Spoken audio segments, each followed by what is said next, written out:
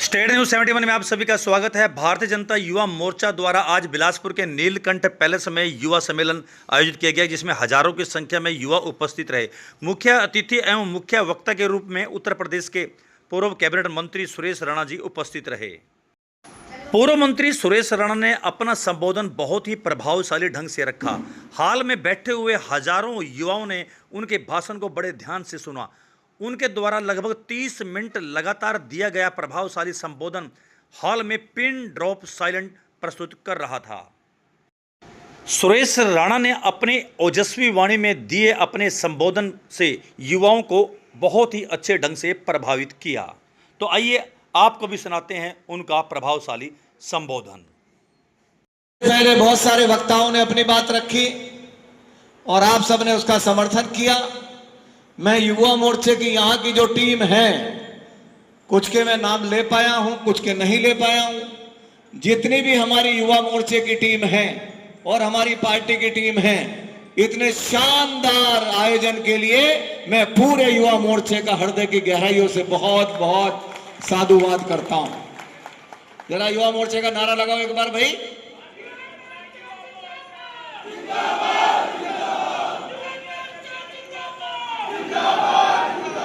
तो हमारे साथियों ने आदरणीय बलवंत जी को जिताने का मन बना लिया है ना? बोलो, आवाज पीछे तक आ रही है मेरी क्या? तो मन बना लिया है ना? पक्का?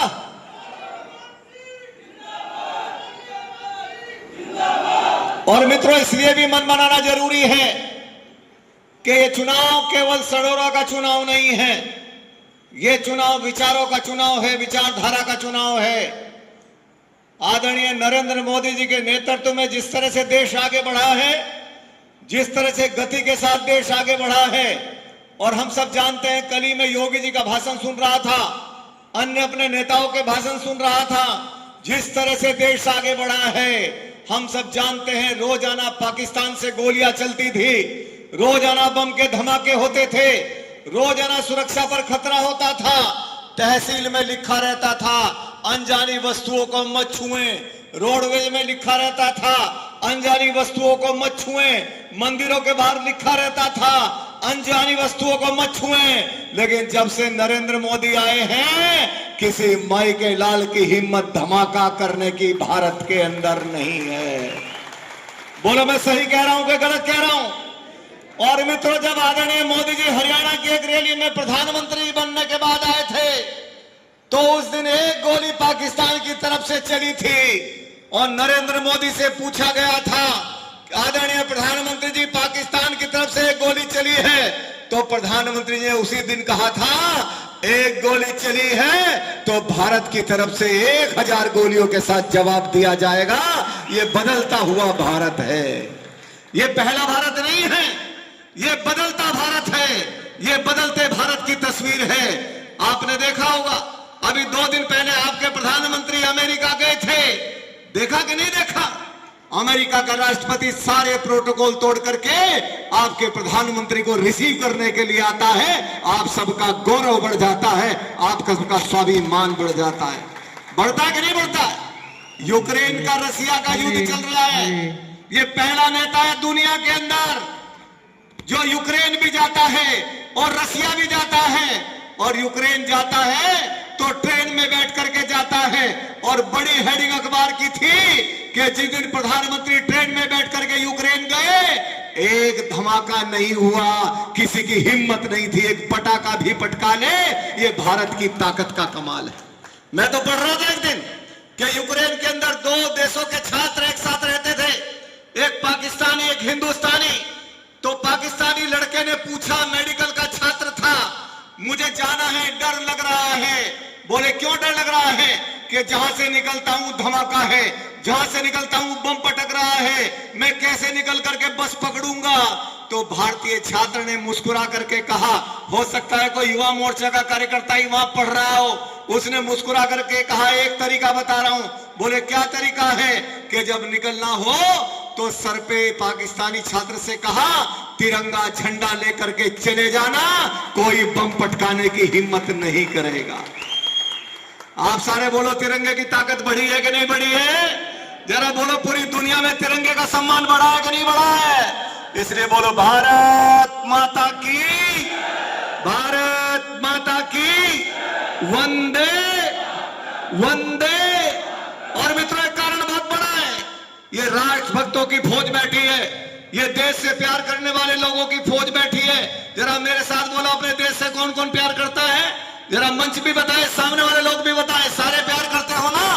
तो प्यार करते हो तो ऐसे हाथ मत उठाया करो। इन्होंने ही लूटा है देश को, इन्हें जानते हो कि नहीं जानते हो? क्यों भाई जानते हो ना? तो देश को किसने लूटा? इन्होंने लूटा कि नहीं लूटा? तो जब मुट्ठी बंद करके हम में कोई छोटा बड़ा नहीं है, कोई जातिवाद नहीं है, कोई परिवारवाद नहीं है, ये देश सनातनियों का है, ये देश हम सबका है, इसलिए मुट्ठी बंद करके बोलो बोलो भारत माता से प्यार करते हो कि नहीं करते हो? तो करते हो तो आपने सुना होगा राहुल गांधी कैसी भाषा बोल रहे हैं, राहुल गांधी का आचरण क्या है, कांग्रेस के लोग कैसी भाषा बोल रहे हैं। राहुल गांधी अभी सिमी के कार्यक्रम में गए थे। सिमी मतलब आतंकवादी संगठन। जो भाषा राहुल बोलते हैं वही भाषा पाकिस्तान बोलता है, जो राहुल बोलते हैं वही पाकिस्तान का प्रधानमंत्री बोलता है। तो मैं आपसे पूछना चाहता हूं, जब राहुल की और पाकिस्तान की एक ही भाषा है तो इसका मतलब क्या है? जरा बताओ ना इसका मतलब क्या है? मैं आप ही से पूछना चाहता हूं, बोलो इसका मतलब क्या है? कोई नौजवान बताए इसका मतलब क्या है? जोर से बोलो क्या मतलब है? क्या मतलब है? इसलिए मैं राहुल गांधी को कह रहा हूं, जरा कान खोल के राहुल सुन लो, कांग्रेस के लोग सुन ले। आप पाकिस्तान की कितनी भी भाषा बोल लो, वो दिन दूर नहीं है कि पीओके भी भारत का हिस्सा बनने वाला है। पीओके में भी ये भगवा झंडा गड़ने वाला है। आप चाहते हो ना पीओके भारत का हिस्सा बन जाए? जरा सारे बोलो चाहते हो ना?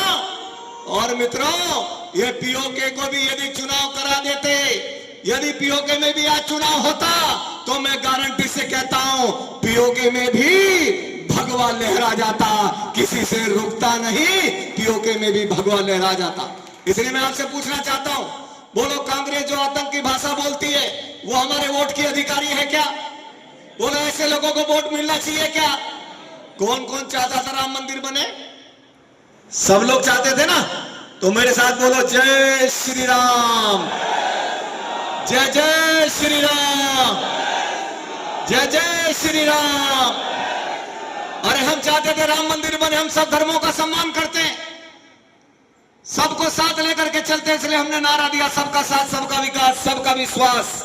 लेकिन हम राम मंदिर के लिए, जब हम राम मंदिर की बात करते थे तो कांग्रेस क्या कहती थी?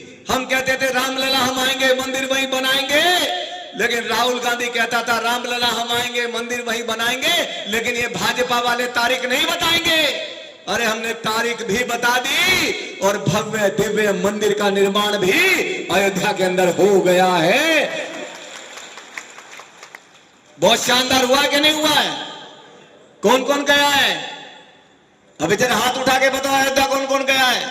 इसलिए मैं बलवंत जी से कह रहा हूं, चुनाव जीतने के बाद 8 तारीख के बाद मेरा आपसे निवेदन है, सभी लोगों को ले जाना और भव्य दिव्य मंदिर के दर्शन करा के रामलला के लेकर के आना।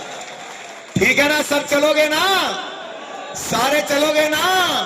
और आपको मालूम है योगी जी वहां जो राम मंदिर के लिए दर्शन जाता सबकी शानदार व्यवस्था करते हैं कि नहीं करते हैं? इसलिए आपसे भी निवेदन करता हूं, बलवंत जी सबको लेकर के जाएंगे। चुनाव जीतने के बाद 8 तारीख में यहाँ भगवा लहरा जाएगा, परचम लहरा जाएगा भारतीय जनता पार्टी का।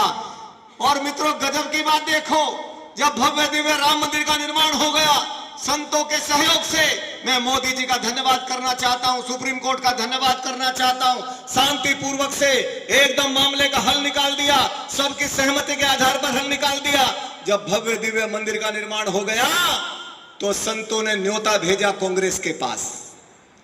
आपको मालूम है क्या हुआ? जरा सारे बोलो क्या हुआ? जब बोला कि आपको आना है मंदिर का उद्घाटन है तो क्या हुआ?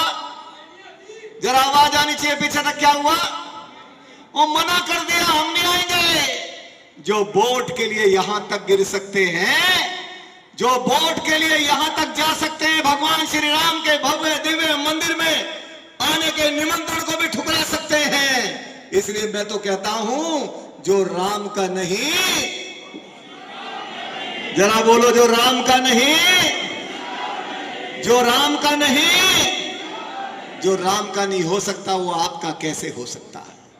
इसलिए जब मैं पहले दिन आया था सडोरा के अंदर, मैंने नौजवानों की आवाज देखी, नौजवानों की उत्साह देखा, और उसी दिन मैं बलवंत सिंह जी को कह दिया था कि सभी समाज के लोग आपसे प्यार करते हैं, 36 बिरादरी के लोग आपसे प्यार कर सकते हैं, और इसलिए सडोरा सीट इस बार भाजपा को जीतने से कोई रोक नहीं सकता। इस बार भारतीय जनता पार्टी जीतने जा रही है।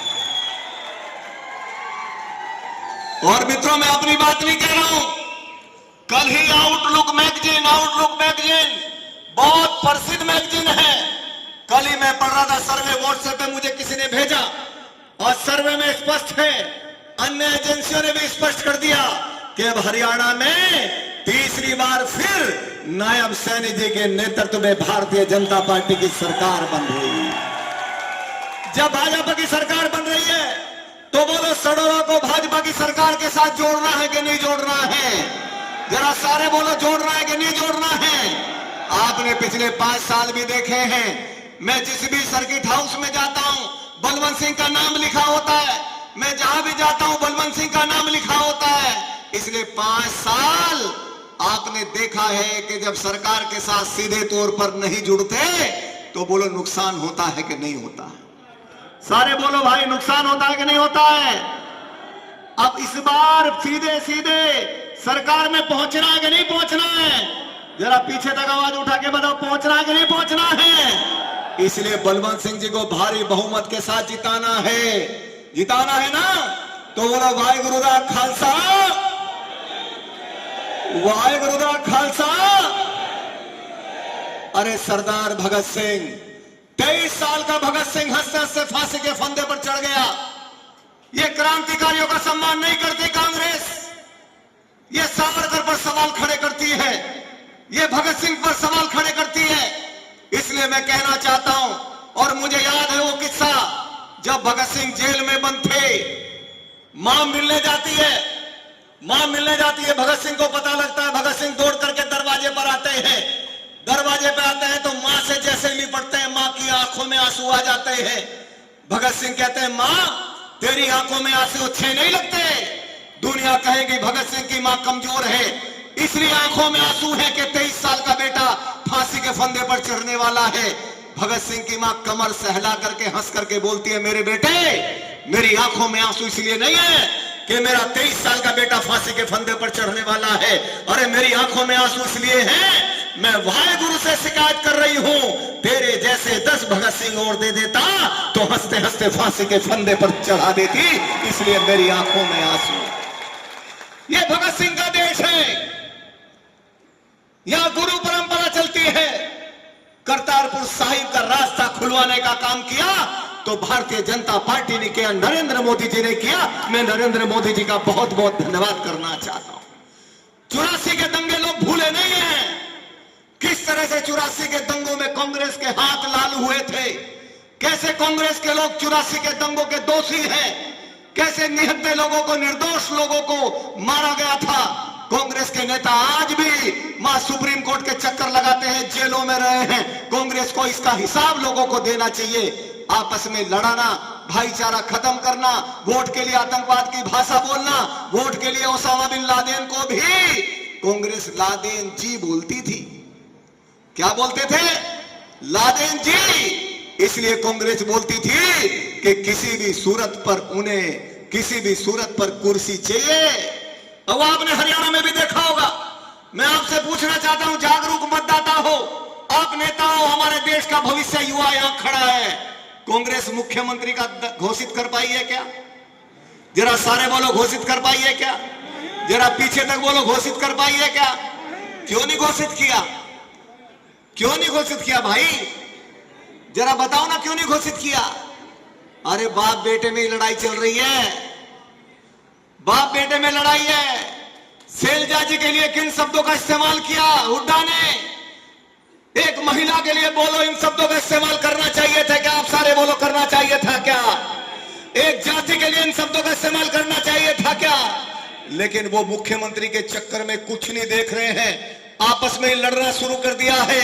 एक तरफ भारतीय जनता पार्टी है, अभी खट्टर जी का कार्यकाल बचा हुआ था, लेकिन उन्होंने कहा, जैसे ही पार्टी ने बोला तो खट्टर जी ने कहा मैं एक शानदार नौजवान मुख्यमंत्री हरियाणा को नायब सैनिक के रूप में भारतीय जनता पार्टी ने दे दिया। ये है भारतीय जनता पार्टी की सरकार। मैं नौजवानों से पूछना चाहता हूं, बोलो दोनों विचारों में अंतर है कि नहीं है? अंतर है कि नहीं है?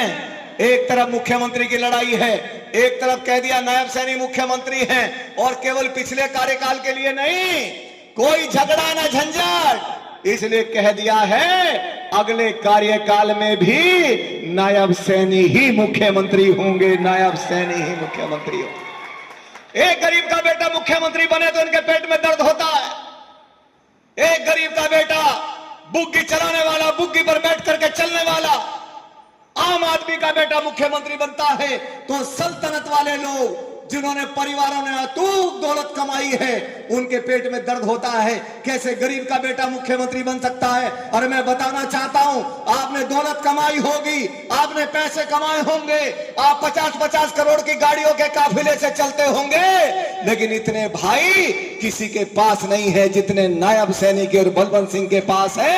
इतने भाई किसी के पास नहीं है। बोलो सारे भाई हो क्या नहीं हो?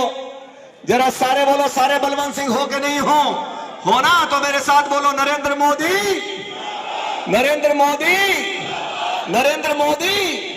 और मित्रों से लगातार काम करना है। ये विचारों का चुनाव है। मुझे याद है महाराणा प्रताप, शिवाजी, चंद्रशेखर आजाद, संत रविदास, बड़े बड़े नाम में गिनवा सकता हूं। गुरु गोविंद सिंह की चर्चा मैंने की, बलिदान किया देश के लिए। मदन लाल ढींगरा 18 साल का था, बलिदान कर दिया देश के लिए। अब्राहम लिंकन अमेरिका का राष्ट्रपति जब भारत आना चाहता है तो मां से कहता है, मां मैं भारत जा रहा हूं, मैं तुम्हारे लिए क्या लेकर के आऊं? मां कहती है तू भारत जा रहा है, अमेरिका बड़ा संपन्न देश है, अरे जा ही रहा है, कुछ लाना ही है तो थोड़ी सी हल्दी घाटी की मिट्टी ले आना। मैं देखना चाहती हूं कौन सी मिट्टी है जहां महाराणा जैसा योद्धा पैदा हुआ है। पंडित राम प्रसाद बिस्मिल, अंग्रेजी जमाना, जेल के बाहर बैरक में दंड बैठक लगा रहा है, एक नौजवान तेल मालिश कर रहा है। अंग्रेजी जेलर आकर के पूछता है क्या नाम है तेरा? कहता मेरा नाम पंडित राम प्रसाद बिस्मिल है। जेलर हंसता है, कहता तू पागल है, तेरा नाम राम प्रसाद बिस्मिल नहीं हो सकता। बोला क्यों नहीं हो सकता? बोला राम प्रसाद बिस्मिल को कल फांसी होनी है, और जिसे कल फांसी होनी हो वो ना दंड बैठक लगा सकता, ना तेल मालिश कर सकता। राम प्रसाद बिस्मिल, पंडित राम प्रसाद बिस्मिल ठाके लगा करके हंसते हैं, कहते हैं जेलर पागल तू नहीं, पागल जो है मैं नहीं, पागल तू है। मुझे पता है मुझे कल फांसी होनी है, लेकिन दंड बैठक इसलिए लगा रहा हूं, तेल मालिश इसलिए कर रहा हूं क्योंकि भारत माता को मुरझाए फूल अच्छे नहीं लगते। कल जाऊंगा तो हंसते हंसते फांसी के फंदे पर चढ़ जाऊंगा। इसलिए आपसे पूछना चाहता हूं, जिस देश को क्रांतिकारियों ने अपने खून से सींचा है, आज वो देश मोदी जी के नेतृत्व में बताओ दुनिया में आगे बढ़ रहा है कि नहीं बढ़ रहा है? जरा सारे बोलो आगे बढ़ रहा है कि नहीं बढ़ रहा है? जरा आवाज मोदी जी तक जानी चाहिए, बोलो आगे बढ़ रहा है कि नहीं बढ़ रहा है? मोदी जी के नेतृत्व में दुनिया में आपका सम्मान बढ़ रहा है कि नहीं बढ़ रहा है? और कांग्रेस क्या कर रही है? अमेरिका में भारत की बुराई कर रही है, विदेशों में भारत की आलोचना कर रही है। ठीक है, कांग्रेस पार्टी अलग बात है, हो सकता है बीजेपी के साथ राजनीतिक दुश्मनी हो, लेकिन देश के साथ तो दुश्मनी नहीं है। बोलो देश के साथ दुश्मनी है क्या? और सनातन के बारे में क्या बोले थे? उन्होंने कहा था सनातन धर्म तो डेंगू मच्छर है। याद है कि नहीं है? बोलो याद है कि नहीं है? ये डेंगू है, मसल देंगे। अरे जब तक नरेंद्र मोदी है कोई किसी भी धर्म को छू नहीं सकता, हाथ नहीं लगा सकता। खत्म करने की बात तो छोड़ो, आप बोलो राहुल ने कहा है अमेरिका के अंदर हम आरक्षण खत्म कर देंगे, हम आरक्षण खत्म कर देंगे, वैसे बड़ी बड़ी बातें करते हो। अरे आदरणीय मोदी जी के रहते हुए, नायब सैनिक के रहते हुए कोई संविधान को जरा भी टस से मस नहीं कर सकता, हिला नहीं सकता। ये भारतीय जनता पार्टी की सरकार है। इसलिए मित्रों झूठ बहुत बोलते हैं, सावधान रहना। झूठ कौन बोलता है? जरा सारे मेरे साथ बोलो, झूठ कौन बोलता है? आवाज चली जाए राहुल तक, झूठ कौन बोलता है? कांग्रेस गुमराह करती है कि नहीं करती है? पिछले साल कहा था लोकसभा के चुनाव में बहनों के खाते में आएंगे 8500 रुपए, खटाखट खटाखट खटाखट। सारे बोलो, किसी बहन के खाते में आए हैं क्या? जरा बोलो, हाथ उठा के आए हैं क्या? खटाखट तो हो रही है, पर कांग्रेस के दरवाजों में हो रही है, दरवाजे पिट रहे हैं, खटाखट खटाखट खटाखट। बहनें दफ्तरे में जा रही हैं, कांग्रेस वालों के घरों पे जा रही हैं, कहां है 8500 रुपए? इसलिए आप सारे बोलो, झूठ बोल करके गुमराह किया कि नहीं किया? तो इनके झूठ की पोल कौन खोलेगा? इनके झूठ की पोल कौन खोलेगा? जरा युवा मोर्चे से पूछता हूं, सारे पदाधिकारी बैठे, बोलो इनके कांग्रेस के झूठ की पोल कौन खोलेगा? हाथ उठा के बोलो, कौन खोलेगा? कौन खोलेगा? और मुझे पता लगा है एक परिवार यहां हरियाणा में ऐसा भी है, वो जिसके जन्मदिन में जाता था लोग गाड़ी अंदर कर लेते थे डर के मारे। मालूम है कि नहीं मालूम है आपको? अच्छा बोलो, किसे किसे मालूम है? सबको मालूम है कि नहीं? वो कहते थे गाड़ी तो बहुत अच्छी है, तो गाड़ी ढक लेते थे लोग डर के मारे कि बुलाओ जरूर पर गाड़ी ना दिख जाए। इसलिए भैया सावधान रहना। और अभी मैंने पता किया, 4-5 दिन पहले किस्सा हुआ था इधर यहीं आपके पड़ोस में, एक बहन के साथ छेड़छाड़ का प्रयास हुआ था, याद है ना? तो तभी मैंने कहा था हरियाणा में भाजपा की सरकार है, चुनाव खत्म होने दो। उधर बाबा ने भी बोल दिया बुलडोजर यूपी में गरज रहा है और जरूरत पड़ेगी तो यमुना पार भी क्रॉस कर देगा, कोई प्रतिबंध नहीं है।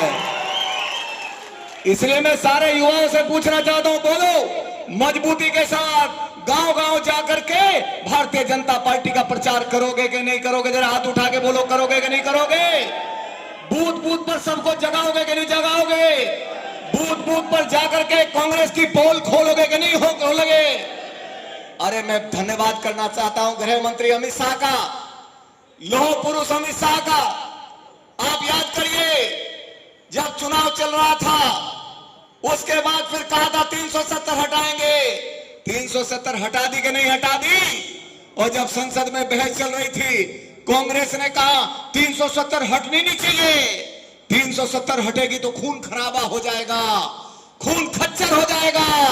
अमित शाह ने सदन में खड़े होकर कहा था 370 हटेगी और कश्मीर के लिए मैं अपनी जान भी दे सकता हूं, यह अमित शाह ने सदन के अंदर खड़े होकर के कहा था। तो कांग्रेस क्या बोलती है? हम आए तो हम 370 फिर लगा देंगे। आप बोलो, आपको मंजूर है क्या? युवा साथी बोलो, मंजूर है क्या? ये आतंकवादी संस्कृति आपको मंजूर है क्या? ये आतंकवादियों का समर्थन कांग्रेस का आपको मंजूर है क्या? इसलिए मैं आपसे निवेदन करने के लिए आया हूं। एक नौजवान को नौकरी चाहिए थी तो एक किला बेचना पड़ता था, 20 लाख 25 लाख 30 लाख।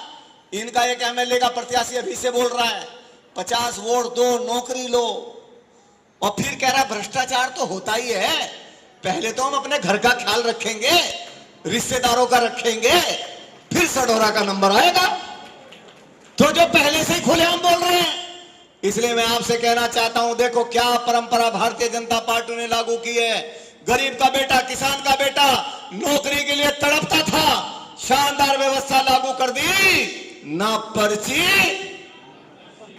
जरा सारे युवा बोले ना पर्ची, सारे युवा बोले ना पर्ची। और नौजवानों के लिए बिना किसी पैसे के ईमानदारी के साथ पोस्टिंग भारतीय जनता पार्टी ने हरियाणा में देने का काम किया है। इसलिए भाइयों, मैं आप सबसे निवेदन करने के लिए आया हूं, जो हरियाणा का विकास चल रहा है, मेरी भी बहुत रिश्तेदारियां हैं, बैठे हैं रविंदर जी, और तमाम बहुत सारे लोग, हमें भी आना पड़ता था, आप सब हमारे रिश्तेदार हो, आना पड़ता था।